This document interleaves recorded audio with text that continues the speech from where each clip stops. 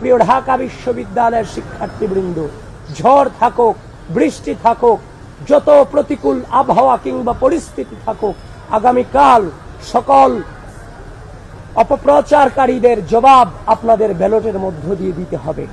এবং হয়তোবা আমাদের আইডি দিয়ে আর কোনো প্রচারণা কিংবা আহ্বান আমরা জানাতে পারবো না।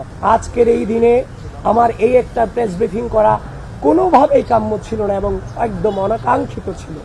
আগামীকাল নির্বাচন, আমার নির্বাচনী প্রক্রিয়া নিয়ে আমাদের ব্যস্ত থাকার কথা ছিল। কিন্তু ঢাকা বিশ্ববিদ্যালয়ের শিক্ষার্থীদেরকে বলতে চাই, যারা এই অন্যায় পথকে বেছে নিয়েছে, যারা এই প্রপাগান্ডাকে বেছে নিতে চায়, সাইবার বুলিং করে রাজনৈতিকভাবে মোকাবেলা করতে না পেরে সাইবার বুলিং করে মোকাবেলা করতে চায়, প্রিয় ঢাকা বিশ্ববিদ্যালয়ের শিক্ষার্থীবৃন্দ, আপনারা আগামীকাল 9 সেপ্টেম্বর ব্যালটের মধ্য দিয়ে তার জবাব ইনশাআল্লাহ আপনারা দেবেন, সেটা আমরা বিশ্বাস করি। জীবনের প্রতিটি পড়তে খুব বাজে সিচুয়েশন অতিক্রম করেছি, কিন্তু বারবার একটা বাক্য উচ্চারণ করেছিলাম যে মিথ্যার শক্তিতে কেউ বিভ্রান্ত হয়েও না। আজ ওই মধুর ক্যান্টিন থেকে বলতে চাই, মিথ্যার শক্তিতে কেউ বিভ্রান্ত হবেন না, সত্যের জয় সুনিশ্চিত। এবং আবারও বলছি, প্রিয় ঢাকা বিশ্ববিদ্যালয়ের শিক্ষার্থীবৃন্দ, ঝড় থাকুক, বৃষ্টি থাকুক, যত প্রতিকূল আবহাওয়া কিংবা পরিস্থিতি থাকুক, আগামীকাল সকল অপপ্রচারকারীদের জবাব আপনাদের ব্যালটের মধ্য দিয়ে দিতে হবে। এবং হয়তোবা আমাদের আইডি দিয়ে আর কোনো প্রচারণা কিংবা আহ্বান আমরা জানাতে পারবো না।